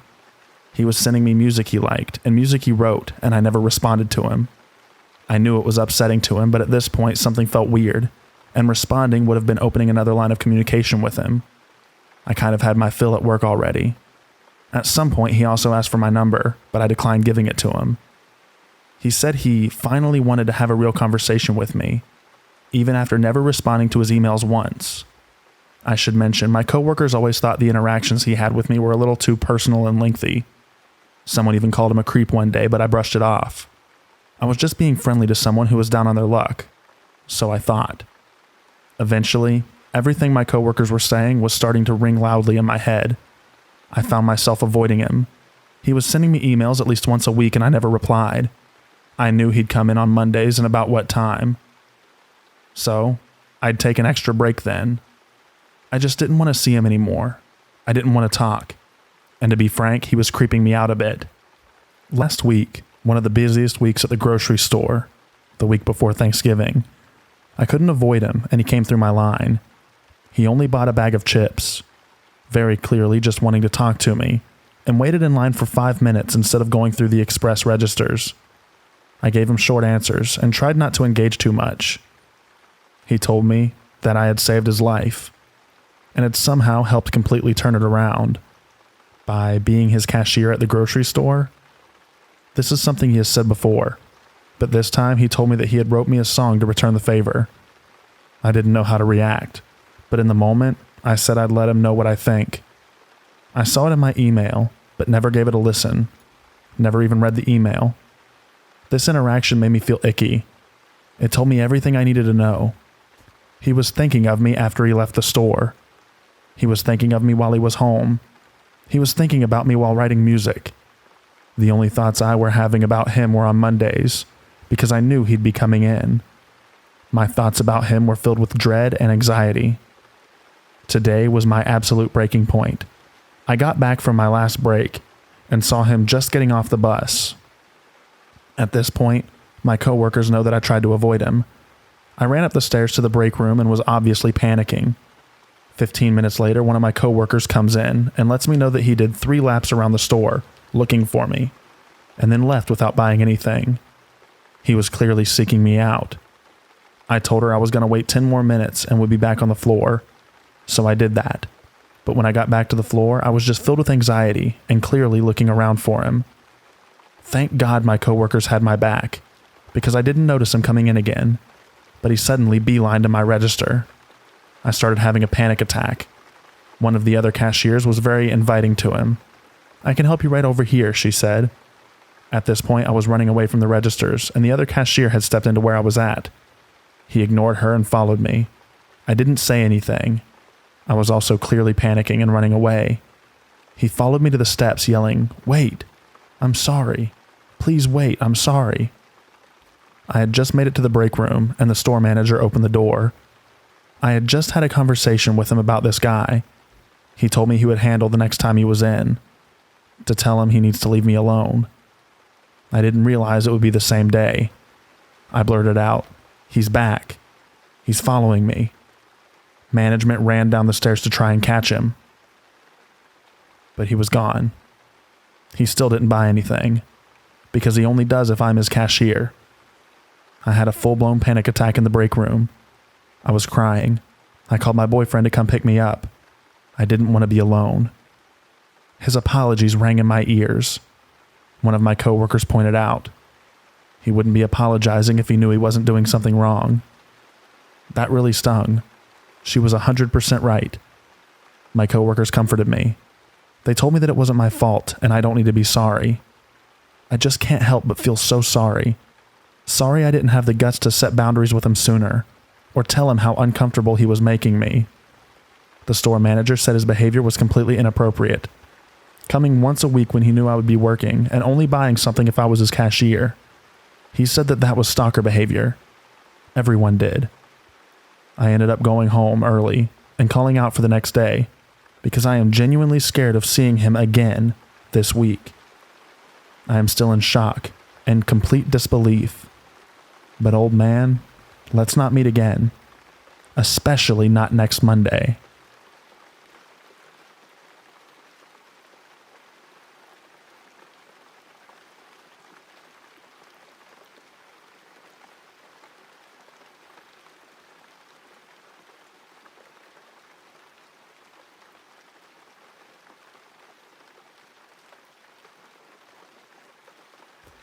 This happened when I was 13.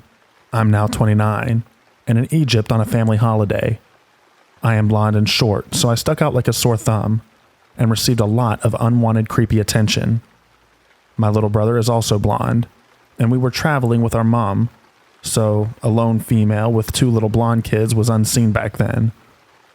Anyway, daily I was touched and photographed, and my mom was even offered money to buy me, but this was all taken in my stride, as I understood that I was like an alien to them. I noticed, however, this one cleaner in our hotel was always around us, always watching. One afternoon, I ran up to the hotel room with my little brother to grab a float for the pool, and while we were in the room, there was a knock on the door.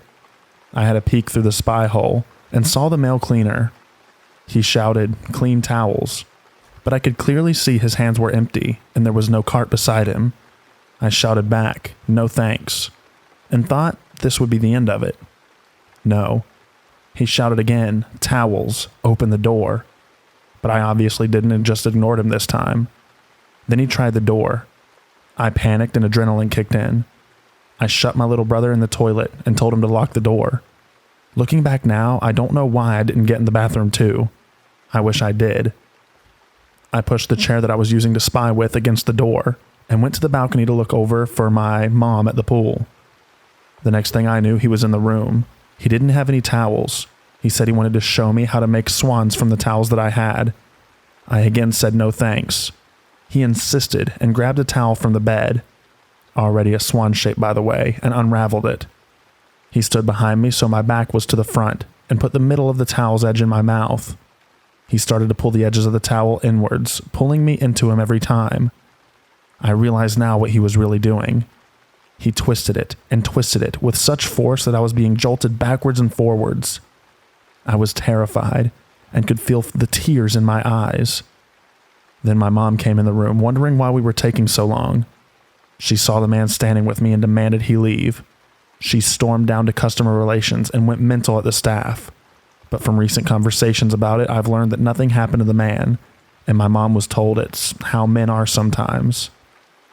We were petrified to go anywhere the rest of the holiday, and stayed away from the hotel as much as possible after this. My mom also learned not to tell anyone when she's traveling alone, and never let us go to the room by ourselves.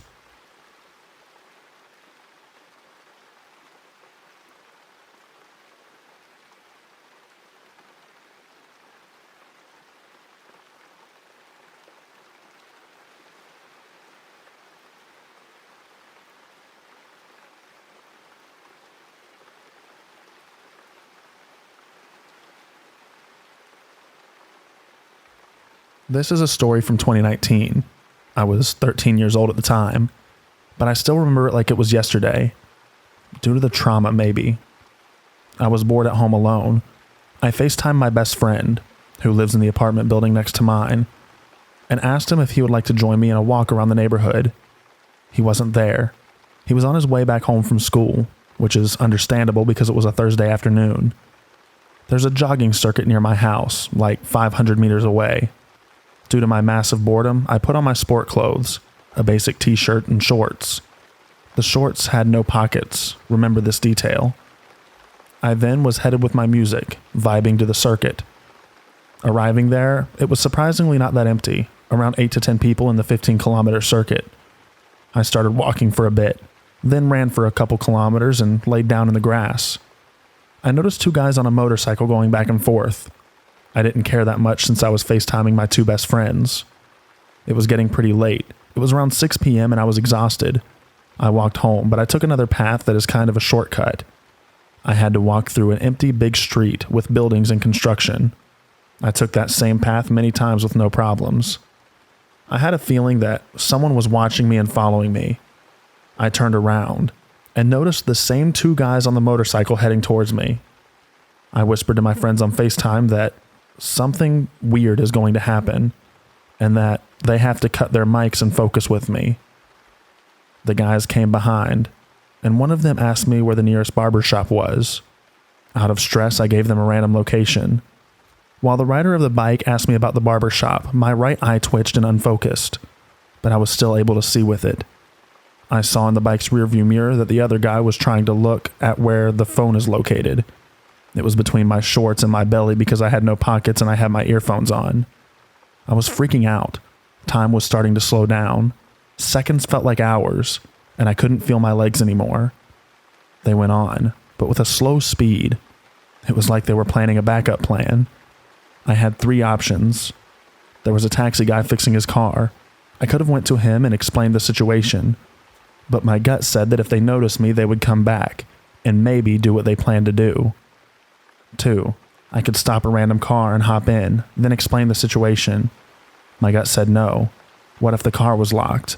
Plus, the guys would have noticed that I knew what they were planning to do and came to me after the random car would go. And this is what I chose, number 3. Run in the opposite direction of the traffic and take the path that I came by. I instinctively ran for a straight 5 minutes. Couldn't do it anymore.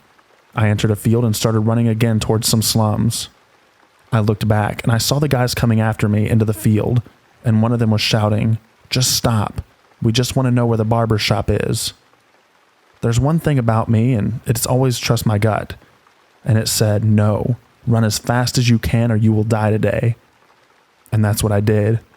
I ran between the slums and kept running until I arrived near my best friend's house, who I was still on FaceTime with. I told him to come downstairs right now, and I laid down in the parking lot. He came in and was freaked out because he knew that something was happening, but didn't know what, since I didn't give him any more information. My face turned yellowish, and I threw up, and I couldn't feel my legs or arms anymore. He walked me to my house, and I laid down, and from that moment, I don't remember anything. I just remember me waking up the following day with bruises on my leg due to me running into the field full of pikes. The whole story happened in this time span of about 10 to 15 minutes. Now I take that same path again with no worries.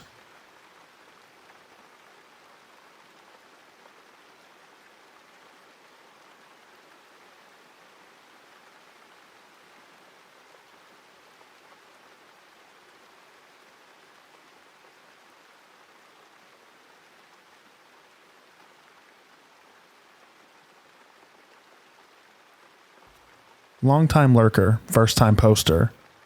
For some context, I live in a major city and currently don't do a lot of driving due to the ongoing issues with my car. Plus, the pandemic has made me turn to more delivery apps in general. So the other day around 1 p.m. I decided to order some lunch after doing a lot of cleaning. I placed the Uber Eats order and found something to watch while I waited for the food. Within a few minutes, a driver accepted the order, and I noticed right away that the driver, Anthony, was on a bike. Didn't have a profile picture or any deliveries on record. At first, I wasn't alarmed at all. I was almost amused, like, oh wow, guess I'm this person's first ever customer. But then a full 30 minutes passed with no driver movement on the app. And at this point, I think maybe something is glitching out or the driver is stuck. I contact support via the chat option, and they ended up assigning a new driver because they couldn't reach the first one. Odd, but whatever. Now is when it starts getting a little weirder. The new driver assigned is in the exact same spot as the original driver was. They are also on a bike, also have no profile picture, and have no prior deliveries as well. And this driver's name was Lori. I let another 20 minutes pass with no driver movement before I messaged them myself and say, "Hi there. Are there any issues with the order?" The app shows that the driver saw the message but no response. All this time, I'm checking to see if Uber Eats is maybe experiencing issues. None that I could find. And at this point, while I'm definitely weirded out, I'm mostly just hungry, so I contact support again to request some assistance. They reassigned the driver again and apologized for the inconvenience. Same deal. They also tried to contact the driver with no response. Finally, the third driver assigned is in the exact same scenario. Same spot, on a bike, no profile picture, no prior deliveries. Only this time the name is Robert. And before I can react and go about canceling the order at this point because I'm tired of dealing with this, he suddenly has my food and immediately messaged me the following. "Hello, have your food, what's your phone number?" And I respond right away with, "I'm not super comfortable giving my phone number out when you can just message me here." And he responded again with, "What's your number? Be there in 10. How old are you?" And at this point, the alarm bells are going off, and I contact support immediately to have the order canceled and get further assistance. I get contacted to Uber's safety team, who informs me that the order has been canceled. I'll be refunded, and started taking down the details of the strange interactions. As I'm giving the woman on the phone the info she needs, I'm starting to calm down thinking this was just some creep or something. And that's when I hear a man's voice at the front door. "I have your food." And I can't even describe the chill that went down my spine because of the way he said it. Making things even worse, the Uber safety woman on the phone with me heard him as well and says, "Is that him? We canceled the order." I poked my head around the door. Main heavy door was open. Metal screen door was closed/locked, but allowed us to see each other. And when he saw me on the phone, he went from smiling to looking furious. He suddenly got right up against the door and kept asking who I was on the phone with. And at this point, I've started asking him to please leave because he's making me uncomfortable and he's getting more and more angry. And at this point, he starts pounding on my door and grabbing the doorknob while shouting to be let in. The woman on the phone is asking if I'm okay. The man is still shouting. So basically, I'm in full meltdown mode at this point and hurriedly close the heavy door to lock it. The man is becoming borderline belligerent as he kicks my door, and the woman tells me to call the police. He ended up walking away from my house about a minute after that and backed up to the sidewalk. And for a moment, I thought he left. So I finished my conversation with the Uber safety woman so that she could submit the report. Once she submitted it, I called the police and told them what happened. They weren't incredibly helpful at first since he didn't actually break in or put his hands on me. And they told me if he came back to call again and they would send an officer out. I did end up having to call them again and give a full report, plus a description of the man since he didn't end up leaving right away. He stayed in the neighborhood for almost 20 minutes. According to one of my neighbors, after she heard the yelling, she saw the man that I described walk back up from my house to the sidewalk and hop into a truck with another man in the passenger seat. And they apparently just sat there, staring at people, walking by, and being incredibly sketchy. And that's when she walked back towards my house and asked me what happened. Luckily, she was able to give myself and the cop a description of the vehicle, and the other man as well. So basically, this was a very bizarre and uncomfortable experience, and I wanted to share it to maybe see if anyone else has ever experienced anything like this, because I'm still pretty shaken up, and will be avoiding delivery apps for quite a while. So strange Uber Eats driver who asked me for personal info and then proceeded to try to break in. Please, let's not meet.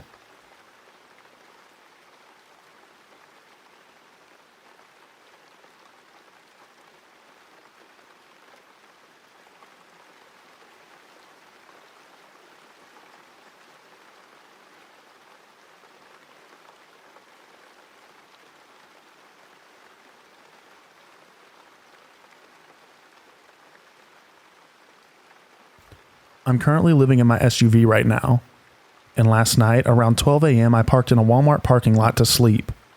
It was one of the worst days I've had in a long time, and I was absolutely exhausted. So when I got into the back of my SUV, I fell asleep right away, unfortunately forgetting to lock my doors. I've always been a very light sleeper, and I'm thankful I am, because somehow I woke up, turned around in my makeshift bed to face whoever was now sitting in my driver's seat of my car, looking directly at me. This is where the story somehow gets kind of funny. Because I was so tired and in such a daze, all I did was continue to shake my head back and forth and say no, while reaching across this person's lap and opening the door for them and gesturing for them to leave. And that is why the title of the story is to whoever was in my car with me last night. Thank you for getting out and leaving without saying or doing anything else, but walking away. But I do hope we never meet again.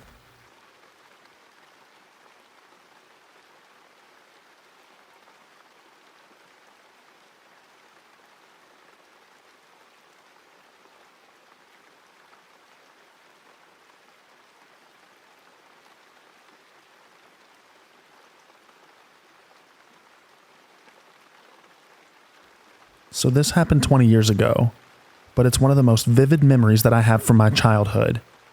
One night, my parents and my best friend's parents decided to take us out to a little neighborhood Italian restaurant for dinner. Cozy, quiet little place. We'd been to a million times because it was walking distance from our apartment building. It was set back in a strip mall that basically shut down after dark, except for a donut shop that stayed open late. This was the San Fernando Valley in the early 90s. Very sleepy, streets empty at night. So just behind the restaurant, a steep hill loomed up to form a hilly part of the city. Me, an 8-year-old female, and my best friend, a 10-year-old female, had finished our food and asked to go sit out front of the restaurant on the benches by the front door, within eyesight of our parents, but for a little autonomy, you know. We were just sitting chatting when suddenly a huge Rottweiler dog wearing a collar that was dragging a long broken chain behind it, like a real heavy chain, not a dog leash, comes walking past the restaurant heading out of the parking lot towards the busy street that bordered it. We were really surprised to see such a big, beautiful animal just abandoned in a parking lot at night, but we let him pass by since he seemed like he knew where he was going, and we weren't about to test to see if he was friendly, since he looked like Cujo. About 5 minutes later, a man in an open-top Jeep drives by and stops right in front of us and says, "Hey, did you girls see a dog pass through here? He was riding in my Jeep, and he just jumped off for no reason and I can't find him. See? He even broke his chain." And held up a length of chain attached to one of the Jeep's roll bars. Wanting to be helpful, we were like, yeah, we saw him. He went that way," and pointed towards the busy road. But instead of following in the direction we pointed, he parked the car right in front of us and said, "Well, maybe he hasn't gotten too far. Would you mind helping me look?" Red flag. So the idiots that we were said sure. A lost doggy. What could be more potent to a little girl's heart? So the man says, "Follow me," and starts heading in the opposite direction that the dog went, and into a dark service alley behind the restaurant. So on one side of the little walkway was the hillside slanting up at an 80% angle, and on the other was the unlit industrial back of the restaurant. Just as we were following back behind the corner of the restaurant, our parents happened to be exiting the restaurant. They didn't see us out front, so they started calling our names. We told them sorry, but we had to go. When we explained to our parents where we'd been and how we'd been helping with a dog recovery mission, my mom's head just about exploded. Both moms started screaming at us for being so stupid, and then screaming where was the man, who we hadn't seen since we left him in the alley behind the restaurant, because they were going to call the police and have him arrested or kill him themselves. They didn't even believe us that we had seen a dog pass right in front of us dragging a broken chain, and it matched his story. But in retrospect, why would an adult man ask two little girls to help him search for his dog down an unlit back pathway? Well, I guess I'll never know. And to be honest, I'm glad.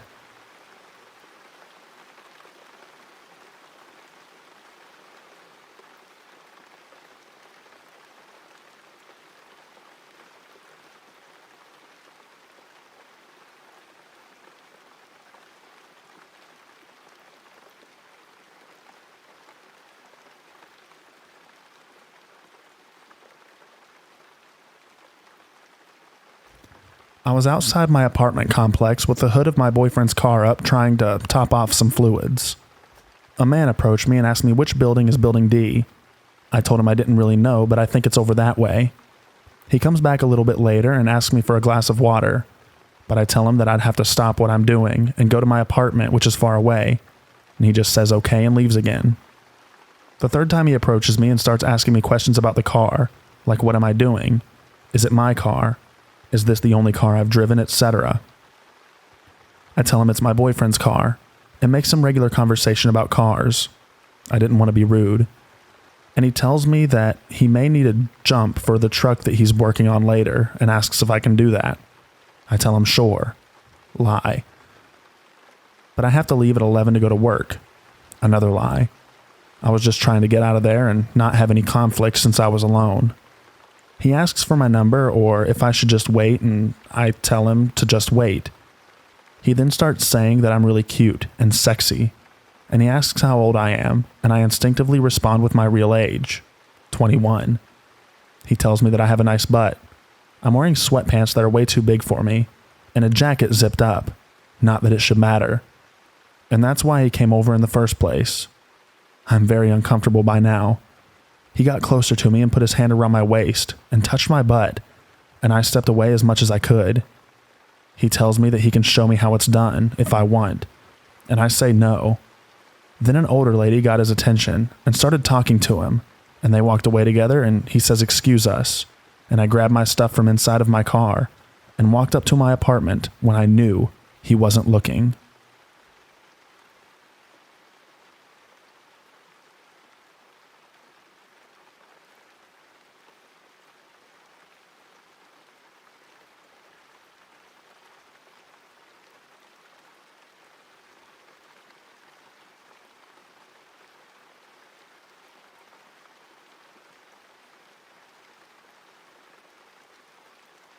Thank you all so much for listening to the end of this video. I also want to give a special shout out to all of our channel members.